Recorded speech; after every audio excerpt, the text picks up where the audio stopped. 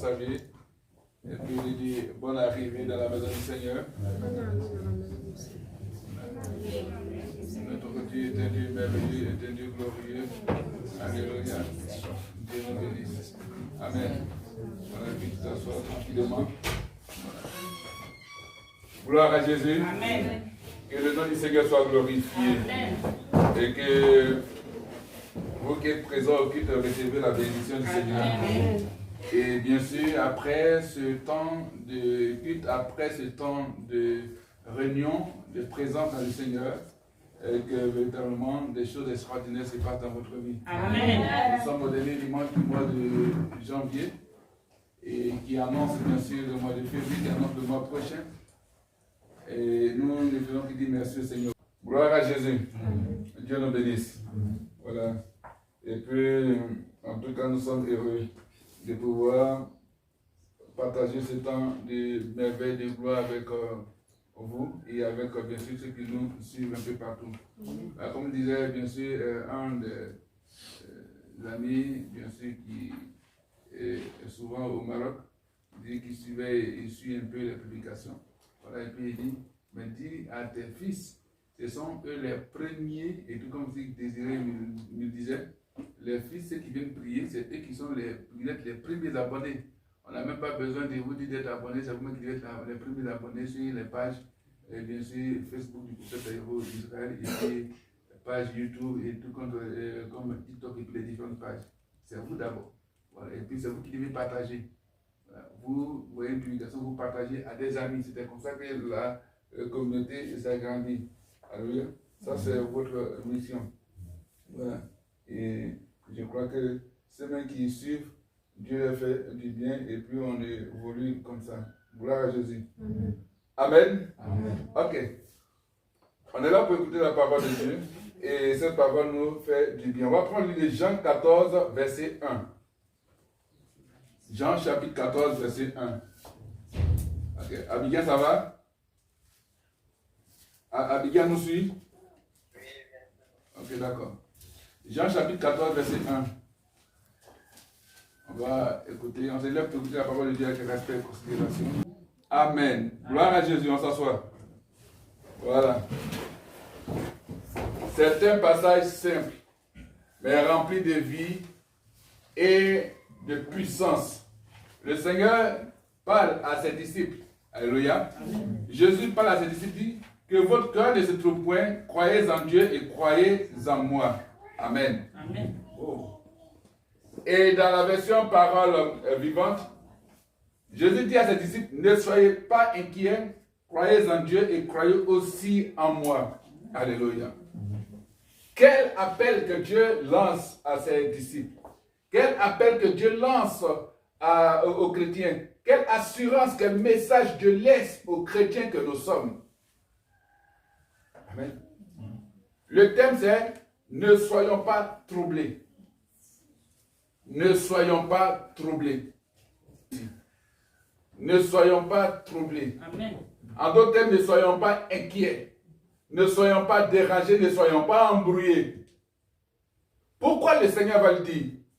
Il le dit parce qu'à un moment, bien sûr, de la marche chrétienne, dans un moment, bien sûr, de la vie des disciples, il allait avoir des situations. C'est comme dans ta vie, dans la marche avec le Seigneur, dans ta croissance, il va toujours avoir des situations. Mais le Seigneur te rassure. Il dit d'abord, crois en Dieu, premièrement. Et secondairement, il faut croire en lui, Jésus. Pourquoi? Parce que toute prière que tu vas adresser à Dieu doit passer par lui, Jésus. Donc si tu crois en Dieu, alors tu te dois de croire en Jésus. Mais si tu crois en Dieu que tu ne crois pas en Jésus, ton cœur sera toujours troublé.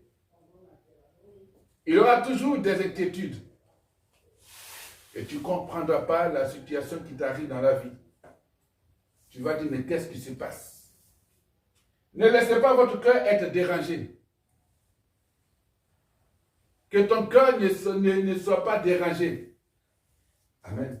C'est-à-dire, quel que soit tout ce qui va t'arriver dans ta marche chrétienne, ne laisse pas ton cœur être dérangé par quoi que ce soit. Quel que soit ce qui va t'arriver dans ta vie chrétienne, dans ta relation avec Dieu, Ne laisse pas ton cœur être dérangé par quoi que ce soit. Par ce qu'il va arriver. Par la situation qui va se présenter. Si difficile, si dure qu'elle soit, mais ne te laisse pas être dérangé. Ne te laisse pas déranger par cette situation. Parce que avant que la situation arrive, le Seigneur nous dit, il faut croire en Dieu. Et il faut croire aussi en lui. Alors, quelle est donc la promesse que Dieu t'a donnée? Si Dieu t'a donné une promesse, ou si tu as reçu une promesse de Dieu, alors crois en Dieu, ne sois pas troublé. Crois en Dieu, crois en Jésus, parce que la promesse ou les promesses vont forcément s'accomplir. Si la prophétie t'est annoncée, crois en Dieu. Crois en Jésus, ne sois pas troublé parce que la prophétie a son temps de marche. Quand la prophétie prend son temps de marche, elle arrive certainement à son accomplissement. Amen. Et quand la prophétie va arriver à son accomplissement, que tu te laisseras troubler par une situation quelconque, alors tu seras plus à ton poste. Tu seras plus présent. Tu seras plus dans la foi. Tu seras plus dans la dynamique avec le Seigneur Jésus-Christ. Alors à ce moment-là, la prophétie passera à côté de toi. Ou encore si Dieu te fait grâce, elle attendra à ce que tu reviennes à ton poste, à ta position, pour que la prophétie s'accomplisse dans ta vie. Amen. Alléluia. Il peut avoir des soucis. Il peut avoir du stress. Il peut avoir des problèmes. Il peut avoir des situations très difficiles. Mais il faut que le Seigneur Jésus-Christ prenne soin de ton stress. Il prend soin de notre stress. Il prend soin de nos ennuis. Il prend soin de nos difficultés. Il prend soin de notre salut. Alléluia.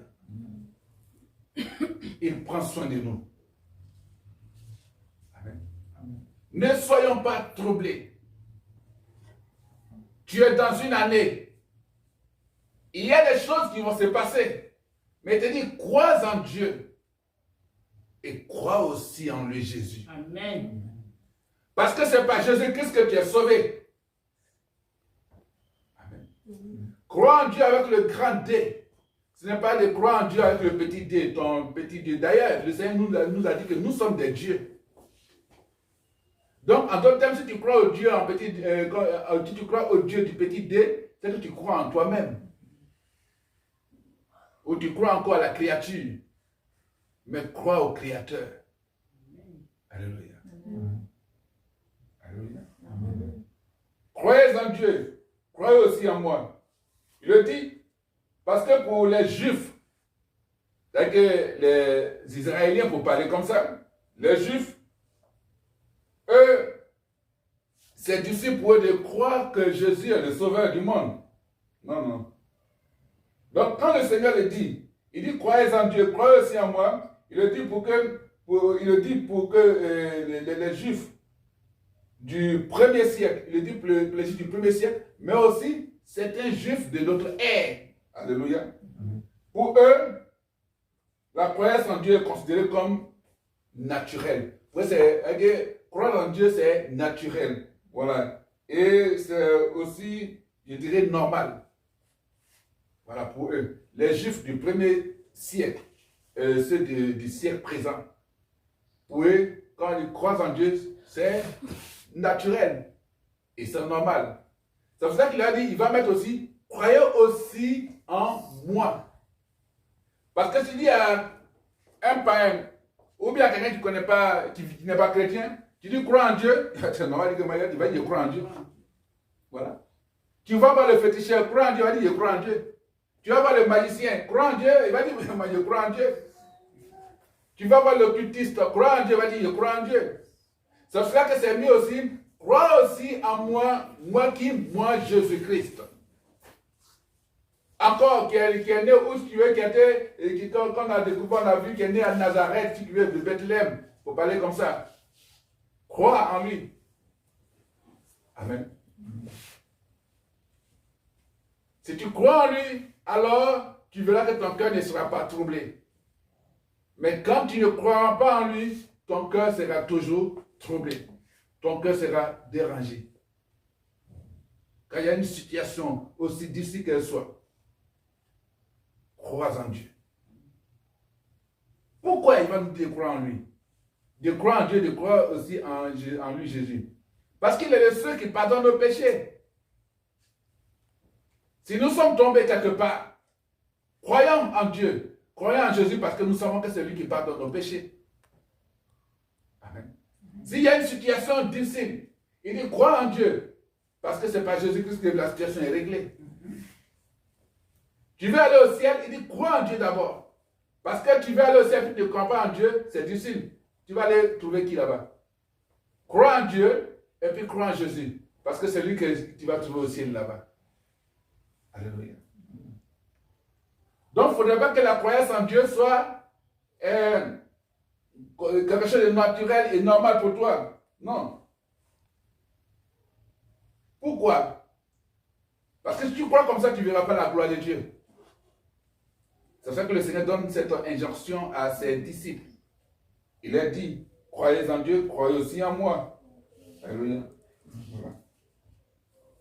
Et si c'est juif ou c'est personne, pour parler ainsi, croit qu'il est du Père et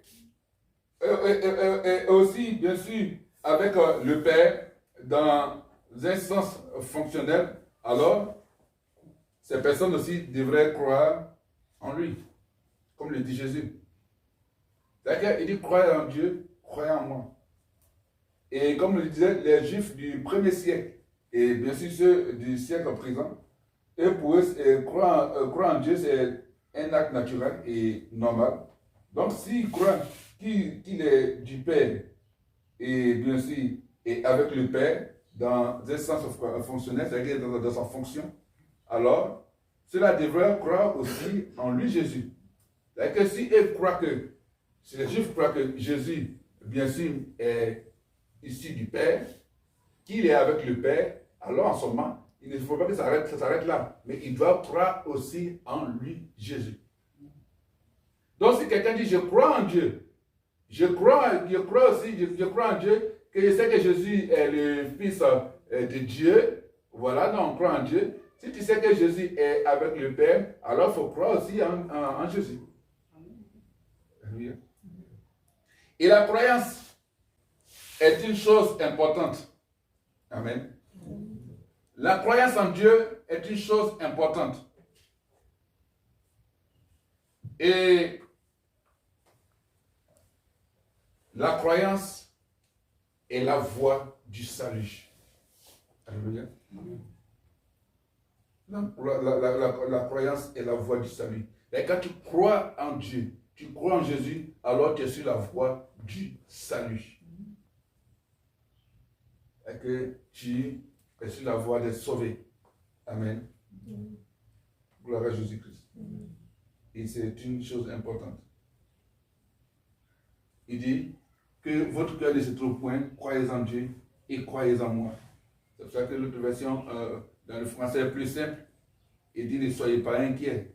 Alléluia. Ne soyez pas inquiets, croyez en Dieu et croyez aussi en moi. Gloire à Jésus-Christ. Donc Jésus nous dit de ne pas nous inquiéter. Jésus nous dit de ne pas être inquiet. Il faut seulement croire, premièrement, Dieu, à qui nous adressons notre prière, et secondairement, croire aussi en lui arrive.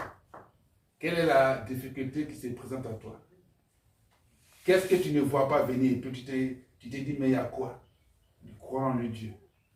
Où est-ce que le Seigneur te dit de partir? Qu'est-ce que le Seigneur te dit de faire? Si Dieu te donne une orientation, allons-y, marche comme Dieu a dit. Et puis ne sois pas inquiet.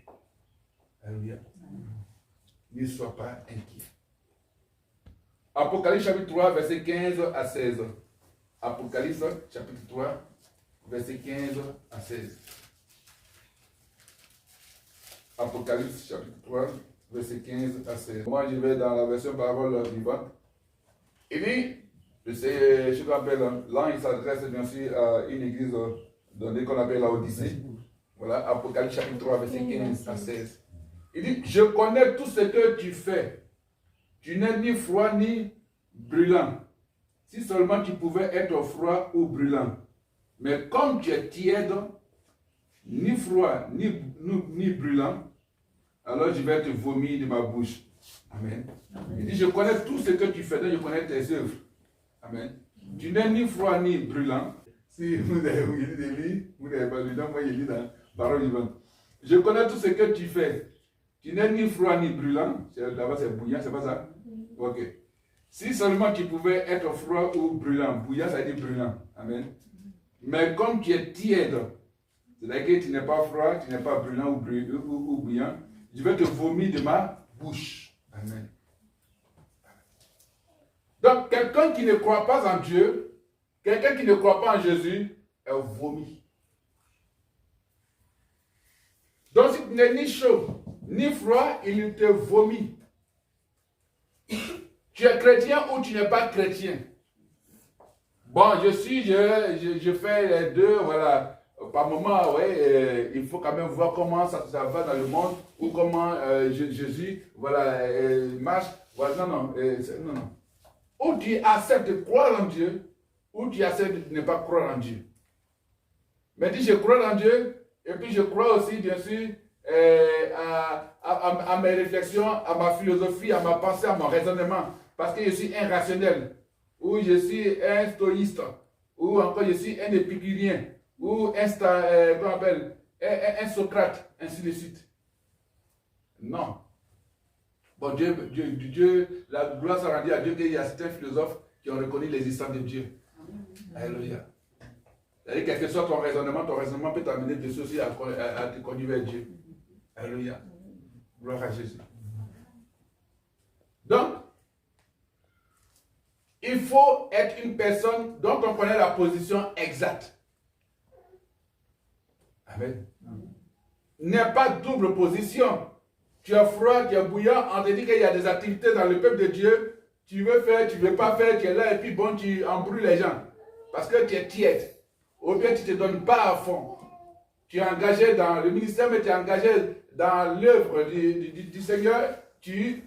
On ne voit pas tes actes. Le Seigneur même n'arrive même pas. Le Seigneur derrière me dit, mais tu n'es pas chaud, tu n'es pas froid, tu n'es pas bouillant, tu n'es pas brûlant, mais c'est comme bon, tu es tiède. Moi, les tièdes, je ne travaille pas avec eux. Amen. Il est bien d'être engagé pour le Seigneur, de faire ce que Dieu te demande de faire.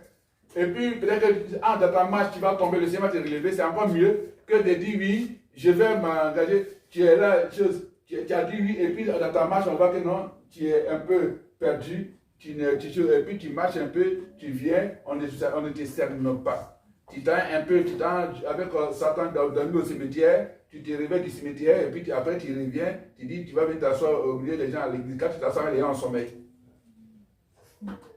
Mais quelqu'un qui a dormi au cimetière, quand il vient t'asseoir à côté de toi, cet esprit de mort va t'envoyer. Quand on va au cimetière, c'est pour un sommeil éternel. Mais lui, il vient et puis il dort un peu là-bas, et puis il vient il dit, il va s'asseoir à côté de toi. Non. Sois engagé. Alléluia. Amen. Sois engagé. Celui qui ne croit pas en Dieu et en Jésus-Christ devient tiède. Là, si tu ne crois pas en Dieu et tu ne crois pas en Jésus-Christ, tu deviens tiède. C'est-à-dire que tu peux aller à l'église parce qu'il y a des communautés, voilà, où on croit en Dieu mais on ne croit pas en Jésus-Christ. Ou encore, on croit en Dieu, on dit on croit en Jésus mais on voit Jésus homme, comme fils, mais on ne le voit pas comme Dieu. On ne le voit pas comme bien sûr celui-là qui est revêtu de la puissance de Dieu, de la puissance de Dieu, le Saint-Esprit. Donc là, tu es un chrétien tiède. Celui qui ne croit pas en Dieu et en Jésus-Christ devient tiède. Et c'était la condition spirituelle de l'église, de la Odyssée. Il s'adresse à l'église de la Odyssée, l'ange. Et c'était la condition spirituelle de l'église de la Odyssée. Amen. C'est-à-dire que spirituellement, c'est comme ça que l'église était. C'est-à-dire que on peut les voir venir. Ils peuvent remplir les temples, les églises. Mais en réalité, dans leurs œuvres, leur manière de faire, c'était des personnes tièdes, qui n'étaient pas véritablement engagées pour leur vrai Dieu. Ou qui étaient là, bien sûr, de forme, mais qui ne participaient pas. Quand ils soutenaient, ils ne soutiennent pas, mais ils viennent en nombre. C'est eux toujours, on doit soutenir dans la prière, mais ils ne sont pas prêts pour soutenir, bien sûr, l'avancement de l'œuvre de Dieu. En d'autres termes, une église, un chrétien tiède se mêle, il se mêle au monde et ressemble à la société qui l'entoure. C'est-à-dire quelqu'un qui est tiède, C'est une église tiède, un chrétien tiède, alors il se confond, il se mêle, pour dire comme ça, au monde. Voilà. Donc il se met, quand les mêmes personnes ont parlé du monde, le monde c'est qui est en opposition avec la volonté de Dieu. Donc, je rappelle, une église tiède, alors se mélange au monde. Et donc, du coup, tu vas voir que dans les agissements de cette église-là, les choses qui sont chrétiennes, c'est que je crois qu'elles ne sont plus trop présentes dans l'église. C'est ce que le monde propose là. Donc, c'est voilà, c'est ce que l'église commence à faire. Et du coup, on implique ça aux chrétiens. Et puis maintenant, bon, voilà, on est tiède. Alors que quand tu es chrétien, c'est que quand tu es dirigé par l'Esprit de Dieu, vous savez que l'onction que Dieu donne, avec l'orientation que le Seigneur donne, les choses se font non pas comme les hommes veulent, mais comme Dieu veut. Amen. Quand je prends le cas du prophète Élisée, il arrive, pour le monde, les eaux sont amères. Mais lui, il regarde quoi? Il marche avec l'Esprit de Dieu parce qu'il a l'Esprit de Dieu en lui, il a la parole de Dieu en lui, il dit, envoyez-moi un plan neuf, envoyez-moi du sel. Et puis il met. Mais s'il y avait des personnes qui étaient là, bien sûr, qui sont tièdes, qui sont mêlées au monde, ils vont dire, non, mais prophète, c'est pas ça, c'est du fétichisme. Pourtant, lui, il marche selon l'Esprit de Dieu. Et Dieu lui a dit de faire, il a fait. Elle dit quoi?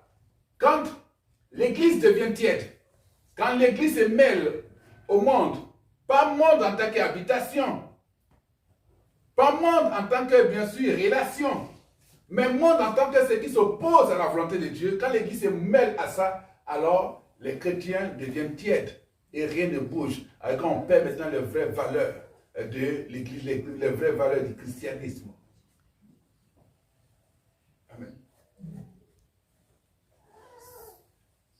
La théologie va dire que non, c'est comme ça, comme ça, comme ça. Mais attention, le Saint-Esprit ne te dit pas c'est comme ça, comme ça. Le Saint-Esprit dit non, le Saint-Esprit peut te dire fais ça. Obéis et puis obéis. Pour une personne A, le Saint-Esprit, le Seigneur peut te dire non, prie pour la personne A, loignant d'huile. Pour une personne B, le Seigneur peut dire non, prie pour lui donner de l'eau. Pour une personne C, le Seigneur peut dire prie en lui posant la main. Pour une personne D, le Seigneur peut dire non, parle seulement sa vie. Mais quand l'église est mêlée au monde, alors pour toutes les personnes, on fait le même mot de prière. Or, quand l'église n'est pas mêlée au monde, quand le chrétien, le Saint-Esprit n'est pas mêlé au monde, alors il fait des choses qui surprennent même le monde, qui surprennent l'église. Alléluia. Gloire à Jésus. Amen. Ne soyons pas troublés. Quand Dieu te dit de faire des choses, quand le Seigneur t'amène à pouvoir marcher comme tu dis marcher, de vivre ta vie chrétienne comme il te demande, alors ne te laisse pas déranger par quoi que ce soit. Amen. Alléluia. Amen. Tu as un projet, tu as une activité donnée, tu as prié, le Seigneur te dit fais ça. Si Dieu t'a donné les orientations, alors marche comme Dieu t'a dit de faire. Ne te laisse pas être dérangé ou troublé. Parce que quand Dieu te dit de faire ça, il sait du moins que c'est cela qui est bon pour toi. Amen. Le Seigneur te dit ne mets pas les pieds ici, tu dis non, il va mettre les pieds là. Alors que quand tu mets les pieds là, c'est toi. Parce que quand tu mets les pieds là où Dieu dit de ne pas mettre les pieds, alors tu vas te déranger, tu seras très mal troublé. Mais quand tu arrives là où Dieu dit d'arriver, même quand il y a la situation, il te dit, crois en Dieu, crois en moi, ne sois pas inquiet, parce que je prends soin de toi. Amen. Alléluia. Amen. Alléluia. Amen. Donc, une église, un chrétien tiède se mêle au monde et ressemble à la société qui l'entoure. Cette église, ou ce chrétien, enseigne publiquement le christianisme, alors qu'en réalité, elle, quand elle n'est pas de l'église, ou il, quand il c'est le chrétien, est spirituellement misérable et pitoyable. C'est-à-dire, quand tu vas le voir publiquement, ils vont te parler, ils vont t'enseigner, ils vont parler du christianisme. Mais comme ils sont mêlés au monde, tu vas voir que non, sur le plan spirituel, ils sont misérables. Ils sont pitoyables. Sinon, sur le plan public, ils vont te parler. Oui, le Seigneur dit, la Bible dit, comme ça, comme ça, comme ça. Mais comme ils sont mêlés au monde, parce que quand il dit le monde, ceux qui sont contre la volonté de Dieu, quand ils vont prendre des décisions, peut-être contre l'Église, ceux-là, ils ne pourront pas parler parce qu'ils sont déjà mêlés au monde. Ils vont dire oui, c'est-à-dire les temps évoluent, allons-y, allons-y, allons-y, faisons comme ça, comme ça, comme ça, comme ça. Au moment où je parle, supposons que le monde, ceux qui s'opposent à la volonté de Dieu, qui veulent diriger peut-être le monde, prennent une décision pour dire que les dimanches, on ne se rassemble plus, on ne prie plus. Ce n'est pas fait de corona. Mais ils vont dire non, ça, il n'y a pas corona. Mais on veut les dimanches, c'est bon, on ne prie plus parce qu'on a constaté que souvent, supposons que les dimanches, il y a trop de problèmes, tout. Bon, on ne prie plus. Vous verrez que même des chrétiens, des églises, vont se conformer à cette décision. Et ces églises vont faire des déclarations dans les médias. Et quand ces églises font des déclarations, elles vont s'appuyer sur peut-être certaines paroles de certains versets pour dire que voilà, c'est-à-dire que... Donc, publiquement, tu vas voir, ah oui, ces personnes sont bonnes, elles sont bien. Mais arrêtez, spirituellement, ce sont des personnes misérables et pitoyables. Je préfère être spirituellement agréable à Dieu que de chercher à pouvoir plaire au monde. Il faut être bon devant Dieu, spirituellement. Quand on parle spirituellement, pas des relations avec le Seigneur. Alléluia. Gloire à Jésus. Amen. Parce que ceux qui sont en opposition avec ceux qui sont bien sûr qui marchent selon le monde, qui sont bien sûr impactés et selon bien sûr l'environnement qui les entoure, alors ces personnes-là, quand on les voit publiquement, quand supposons un chrétien, bien un homme de Dieu peut-être est dans une situation difficile, c'est ces personnes qui viennent pour parler, pour se présenter bien sûr comme des personnes bonnes, alors que spirituellement, elles sont misérables, pitoyables. Au lieu de se mettre du côté de l'église, au lieu de pouvoir bien sûr prier pour que l'église se réveille, mais l'église encore ait plus de victoire, pour que les chrétiens soient encore plus dynamiques, c'est eux qui vont commencer à aller attaquer. Pourquoi? Parce que le monde leur a demandé cela. Et après ils vont dire, je ne sais pas qu'est-ce qu'il m'a pris. Alléluia. Gloire à Jésus. Je crois que nous, on suit les enseignements. Parce qu'il y a des choses que Dieu permet dans la vie des chrétiens, des hommes de Dieu. Et puis que vous ne savez pas. L'église ne doit pas être tiède. Le Seigneur nous invite sincèrement à nous repentir et à être rétablis dans la foi. À être rétablis dans la foi, à être rétablis dans la justice, à être rétablis dans la révélation et la communion avec lui. Amen. Amen. Le Seigneur nous invite à cela. Sauf là, il dit que de ne pas avoir le cœur troublé, de ne pas être inquiet, de ne pas être dérangé. C'est-à-dire, si quelque part ton cœur était troublé, si tu t'es dérangé quelque part, il dit, il faut venir. Viens, tu te repentis, Seigneur. Quelque part, mon cœur a été troublé. J'ai été dérangé par telle situation. J'ai été même inquiet quelque part. Je reviens à toi parce que tu m'as dit que mon cœur ne se trouve point. De croire en Dieu, de croire en toi. Il n'a pas dit que si tu fais c'est un péché. Non. Il a dit seulement que tu n'as pas été troublé. Donc reviens à lui. Alléluia. Reviens à lui. Et puis il faut être rétabli dans la foi. La foi que tu avais. Alléluia. Et puis marche dans la justice de Dieu. Et pour que tu puisses avoir la révélation de Dieu. Marche dans cette révélation de Dieu. Et puis reste en communion avec lui. Bien sûr, en communion, c'est-à-dire en relation intime avec lui. Alléluia. Marche selon les orientations du Saint-Esprit. Marche selon les orientations de sa parole. Et là, c'est la Bible, sa parole. Mais derrière chaque parole, c'est une révélation très puissante. Amen. Que tu dois comprendre par son esprit. Amen. Dans une époque de tiédeur spirituelle généralisée, les promesses de Christ avec les promesses de Christ aux églises triomphantes sont toujours valables. Alléluia. Amen. Gloire à Jésus. C'est-à-dire que s'il y a une époque de tiédeur, s'il y a un temps de tiédeur spirituel, alléluia, généralisé. Quand on dit généralisé, c'est que ça prend toute la nation, ça prend tout le peuple, ça prend toute la ville ou tout le village. Parce qu'il peut y avoir bien sûr une époque, un temps de tiédeur généralisé.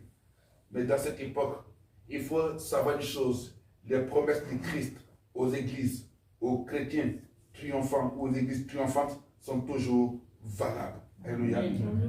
Sont toujours valables. Donc, arrivons à triompher.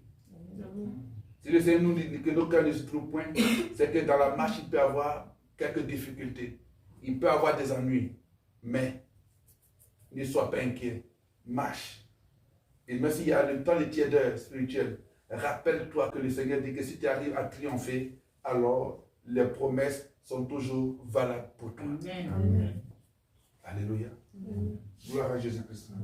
Christ viendra à elle. Christ viendra bien sûr aux églises. Christ viendra à l'église. Alléluia. Christ viendra à elle. Christ viendra toujours aux chrétiens ou aux chrétiennes pour les bénir et leur donner la puissance du Saint-Esprit. Alléluia. Parce que dans les promesses, il y a le Saint-Esprit. Et quand il vient à toi, il vient toujours pour te donner la puissance du Saint-Esprit. Quand il donne la puissance du Saint-Esprit, parce que les promesses sont valables, quand il donne la puissance du Saint-Esprit, il te donne la force, la capacité d'être élevé, de pouvoir marcher sur les serpents et les scorpions, de pouvoir dire à la situation, quitte, ôte-toi de là, ou bien de dire à l'accusateur, tu m'accuses, mais moi je ne passerai pas devant ton tribunal, parce que le tribunal qui est valable pour moi, c'est le tribunal de Dieu. Le Seigneur m'a dit qu'ils sont sans mal lavé, m'a effacé tout document qui me condamnait. Moi j'avance, parce que c'est que le Seigneur dit que cette fois le juste tombera, cette fois il se relèvera. Moi il me relève, et je continue la marche avec le Seigneur. Amen. Parce qu'il y a la puissance de Dieu. J'ai le Saint-Esprit avec moi, et j'arriverai pour accomplir la volonté de Dieu. J'arriverai pour posséder les promesses de Dieu. Amen. Parce que bien sûr je suis un chrétien ou chrétienne triomphante, ou encore je suis un croyant triomphant. Amen. Je ne suis pas un religieux. Amen. Alléluia. Gloire à Jésus. Amen. Je suis quelqu'un qui marche selon que Dieu me dit de marcher. Jérémie 48, verset 10. Jérémie chapitre 48, verset 10. Jérémie chapitre 48, verset 10. Alléluia. Jérémie chapitre 48, verset 10. La Bible dit, qu'ils soient maudits ceux qui manquent d'énergie. Ceux qui manquent d'énergie en travaillant pour le Seigneur. Qu'ils soient maudits ceux qui empêchent le Seigneur de détruire, bien sûr, moi dans cette version. Alléluia. Donc c'est dit que le carnage. Gloire à Jésus. Voilà. Donc, qu'ils soient maudits ceux qui manquent d'énergie en travaillant pour le Seigneur. Voilà. Qu'ils soient maudits ceux qui empêchent le Seigneur de faire le carnage. Amen. Dieu veut détruire des ennemis. Dieu veut faire un carnage. Et toi, par ton attitude, bien sûr, tu veux empêcher Dieu. Donc, tu es maudit. Tu es maudit. Alléluia. On comprend? Donc, il y a des moments où Dieu use d'amour. Il y a des moments où il entre dans sa colère. Maudit soit celui qui fait avec négligence l'œuvre de l'Éternel. Maudit soit celui qui éloigne son épée du carnage. Alléluia. Voilà. Tu es maudit ou sont maudits ceux qui font le travail de Dieu avec négligence. Est-ce que ça, il y a explication à donner encore? C'est clair. C'est pour ça qu'elle dit, ne sois pas tiède.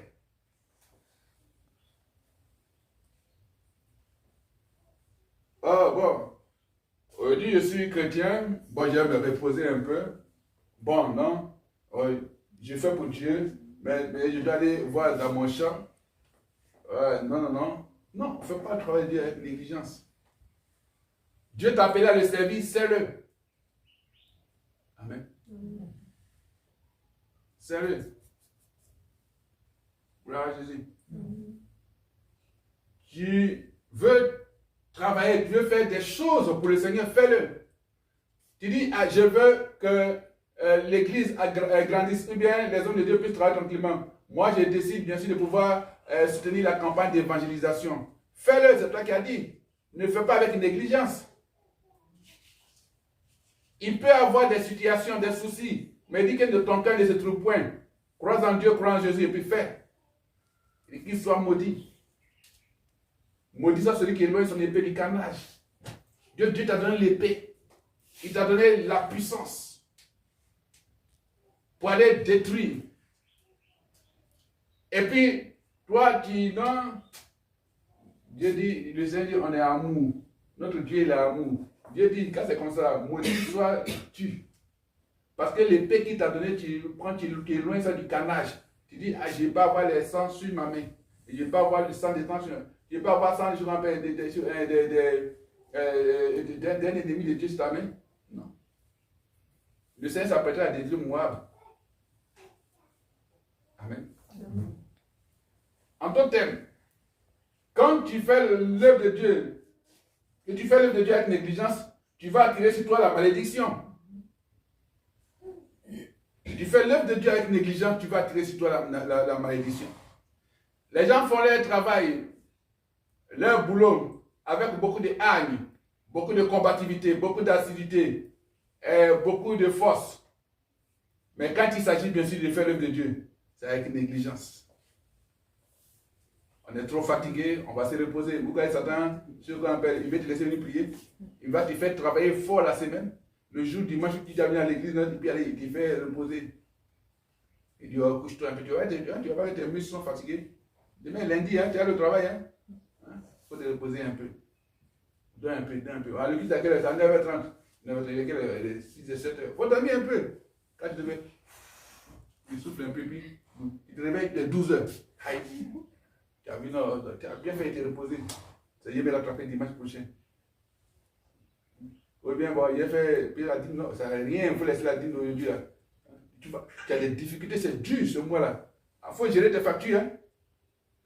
Puis la dîme, quand tu as envoyé même, et c'est à Dieu qui donne. Alors l'homme de Dieu va bouffer. Donc il faut laisser. Tu vas te rattraper le mois prochain, puis tu laisses. Quand tu laisses, même quand les difficultés arrivent, maintenant tu ne comprends rien. Tu dis, bon, je vais faire rattrapage. Ou bien, Dieu t'a dit de partir, de rendre visite à un frère, il va aller prier pour la personne. Tu dis, non, je vais attendre. Non, on ne fait pas l'œuvre de Dieu avec négligence. Le Seigneur t'a dit de rentrer bien sûr dans une situation de combat pour qu'il y ait le carnage dans le camp de l'ennemi. Tu dis non, ça là vraiment, c'est vrai, là où je suis dans le ministère, là, ils aiment tout ça. Mais moi, quand j'ai commencé dans notre église là-bas, on dit beaucoup d'amour, tout. Donc il rappelle qu'il faut aller dans notre église pour pouvoir, bien sûr. C'est pas que tu étais là-bas que non, tu es un combattant. On dit, mais voilà, là, pour pouvoir te défendre, tu dis que non, on ne tue pas.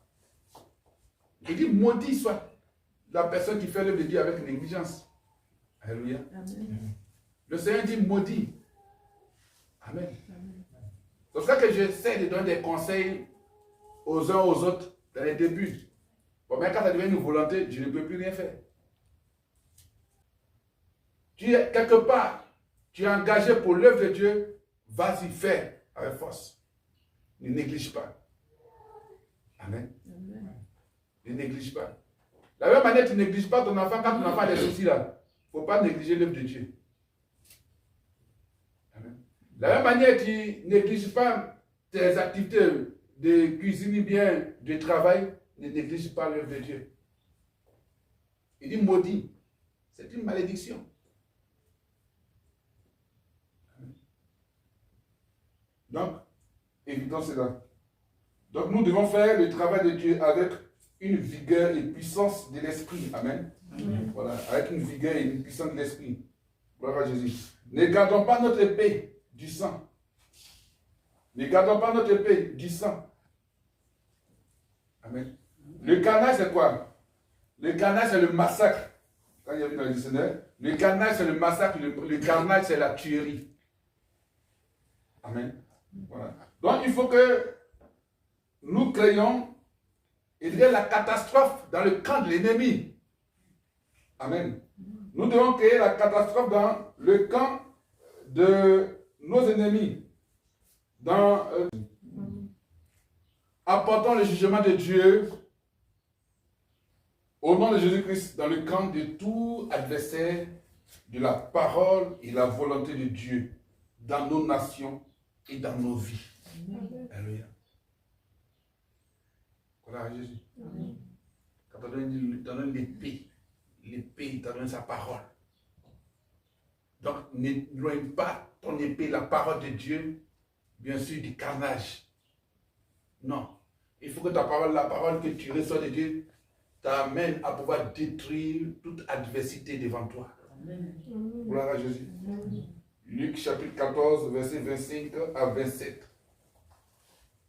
Luc chapitre 14, verset 25 à 27. Donc, ça veut dire quoi? Il y avait une multitude de personnes qui suivaient Jésus. Amen. Amen. Et ces personnes marchaient avec Jésus. Ces personnes suivaient Jésus. Et quand Jésus les a vus, il s'est retourné. Et puis il a dit, si quelqu'un vient à moi, c'est-à-dire que tu viens vers moi, tu veux marcher avec moi. Si la personne vient à moi et que cette personne n'est pas son père, si tu n'as pas de haine pour ton père, si tu n'as pas de haine pour ta mère, si tu n'as pas de haine pour ta femme, encore même, tu n'as pas de haine pour ton mari, si tu n'as pas de haine pour tes enfants, tes frères et sœurs, et même tu n'as pas la haine pour ta propre vie, alors tu ne peux pas être mon disciple. Vous me suivez? C'est vrai. Vous êtes nombreux? C'est vrai. Mais il y a une chose. Vous qui me suivez là, il y a quelque chose de capital que vous devez comprendre. Si vous voulez me suivre, alors vous devez avoir la haine de votre père. D'autres diront que le Seigneur dit honore ton père et ta mère. Mais il a dit qu'il faut avoir la haine de ton père, il faut avoir la haine de ta mère, il faut avoir la haine de ta femme, la haine de ton mari, la haine de tes enfants, de tes frères et sœurs, et même toi-même, il faut avoir la haine de ta propre vie. Amen. Si tu fais ceci, alors tu peux être mon disciple. En d'autres termes, il faut tuer le toile, il faut tuer la vie charnelle que tu as, il faut tuer l'amour du monde, il faut tuer l'amour, bien sûr, de la parenté en toi. Pourquoi? Parce que si tu as plus d'amour de la parenté, ces personnes-là, dans ta vie, que pour le Seigneur, ces personnes pourront t'amener à pouvoir avoir une vie tiède ou bien t'éloigner du chemin de Dieu. Et tu seras dérangé. Et ton cœur sera troublé. Et il dit, il faut porter sa croix. Il dit, et quiconque ne porte pas sa croix et ne me suit pas, ne peut être mon disciple. Donc, porte ta croix. Il n'est pas d'aller en brousse, qui allait couper des morceaux de papier, aller au menuisier, puis ils vont taper croix, et puis il a dit, voilà, c'est ma croix, puis il a commencé à marcher. Et puis, il ne faut pas chercher, il n'a pas trouvé Simon et Cyril sur la route. Tu mets ta croix, ça va nous suivre, personne ne va t'aider. Personne ne va t'aider voir un menuisier, ou bien tu vas aller faire croix pour pouvoir marcher. Non. Alléluia. La croix, c'est la croix dessus que toute la souffrance, les peines, les situations ont été laissées. Donc si tu ne portes pas tout cela et que tu ne suis pas Jésus, tu ne peux pas être son disciple. Porte la souffrance, la situation. Les difficultés qui sont là. Et puis suis Jésus. En ce moment, tu seras son disciple. Et quand tu es son disciple, il sait ce qui est bon pour toi. Il saura comment prendre soin de toi. Alléluia. Donc pour être disciple de Jésus, il faut porter sa croix et mettre Dieu au premier plan dans toute activité. Amen. Quand Jésus parle de loyauté aussi, Jésus exige que notre loyauté, et du moins il parle de croix, Jésus exige que notre loyauté et notre amour envers lui soit supérieur à tout autre attachement, même envers notre propre famille. C'est là. Parce que ça, c'est la croix. C'est-à-dire qu'il faut t'attacher. Ton attachement, ta marche, elle doit être supérieure à toute chose. Amen. Gloire à Jésus. Amen. C'est vrai que l'amour de Dieu doit être au-dessus de toute autre chose dans ta vie. Pour ne pas que tu sois troublé. Pour ne pas que tu sois dérangé. Gloire à Jésus-Christ. C'est pour ça que quand on revient à Jean 14, verset 1, il dit que votre cœur ne se trouve point. Croyez en Dieu. Croyez aussi en moi. Alléluia. C'est la situation qui est présente devant toi, la situation qui se présente devant toi, la situation qui t'embrouille, les difficultés, les choses qui sont devant toi. Mais une parole change tout cela. Crois en Dieu. Ça ne s'arrête pas là seulement. Mais crois aussi en Jésus-Christ. Quelqu'un est malade, on va prier pour la personne, pour croire en Dieu, et il faut croire en Jésus. Moi je dis parce qu'il y a eu des communautés, voilà, qui croient en Dieu, mais qui ne croient pas en Jésus-Christ comme je suis détenteur de la divinité, de la puissance de Dieu, et Jésus-Christ en tant que Dieu. C'est pour ça que quand ils prient, ils sont là, bon, ils peuvent aller, comme c'est là, c'est la tièdeur, on peut aller à l'hôpital, on n'a pas dit aller à l'hôpital est mauvais, mais ils peuvent aller à l'hôpital, aller encore chez les praticiens, ils viennent aller chez des fétichistes, tout, pour dire que non, voilà, ils peuvent guérir, et puis rien ne va. Or, nous qui croyons en Dieu, qui croyons en Jésus, quand on arrive chez ces personnes-là, en quelques laps de temps, pour parler comme ça, quand on dit au nom de Jésus-Christ, reçois la guérison, au nom de Jésus-Christ, Dieu te guérit, lève-toi, ou bien reçois la guérison, ça se passe tranquillement. Et les personnes sont surprises, elles sont étonnées. Mais pourquoi? Parce qu'on veut conformer l'Église au monde. Au monde, c'est à ceux qui ne veulent pas marcher selon la volonté de Dieu. À ceux qui se disent que non, aujourd'hui on ne peut pas prier au nom de Jésus-Christ, on peut faire des miracles au nom de Jésus-Christ. Que personne ne peut être béni au nom de Jésus-Christ. Oh, Jésus-Christ c'est Dieu. Il y a une situation qui t'accable. Il y a un problème sérieux qui lutte avec toi. Il y a des questions qui viennent pour pouvoir troubler ta relation avec le Seigneur. Tu n'arrives pas à comprendre l'histoire de ta vie. Tu dis, je suis né de nouveau, mais je ne comprends pas. Laisse-moi te dire que cette parole est forte, est une parole bien sûr exemplaire. À toi, à moi, le Seigneur nous dit, à toi, à moi, le Seigneur nous dit que notre cœur ne se trouve point. Croyons en Dieu. Que notre cœur ne soit pas dérangé. Croyons en Dieu. Que notre cœur ne soit pas inquiet. Croyons en Dieu. Et que croyons en lui Jésus-Christ. Il y a dans des pays où on dit Jésus-Christ était un Messie, il n'est qu'un prophète. C'est tout, ça s'arrête là. D'ailleurs, on attend encore toujours le Messie promis. Mais le Messie est venu il y a fait plusieurs années de cela. Il est parti, il est avec nous. Il faut s'inquiéter. Non. Tu vas dire merci au Seigneur pour ce message, pour cette parole que le Seigneur t'a donnée. Alléluia. Dis-lui merci. C'est important. Et dis que ton cœur se trouve point. Gloire, honneur te soit rendu. Merci Jésus-Christ. Merci Seigneur pour cette parole. Père, que tous les cœurs inquiets, que tous les cœurs troublés, que tous les cœurs remplis de soucis, de stress, d'angoisse, de difficultés, Seigneur mon Dieu, les cœurs pris dans les filets dans les filets des soucis, dans les filets des démons qui n'arrivent pas à pouvoir avoir l'ouverture sur toi, que ces cœurs soient délivrés au nom puissant de Jésus-Christ. Père, que tout trouble quitte ces cœurs, et que papa ta paix, que ta justice, que ta révélation, que tes promesses, Seigneur mon Dieu, papa, luisent, brillent encore dans ces cœurs au nom puissant de Jésus-Christ. Papa, Dieu Tout-Puissant, que l'Église, Seigneur, dans le monde, que l'Église en Côte d'Ivoire, que l'Église sorte de la tiédeur, que les chrétiens sortent de la tiédeur, et que, Seigneur mon Dieu, il y ait la vigueur, Seigneur mon Dieu. Il y ait la puissance de ton esprit, Seigneur, dans l'Église.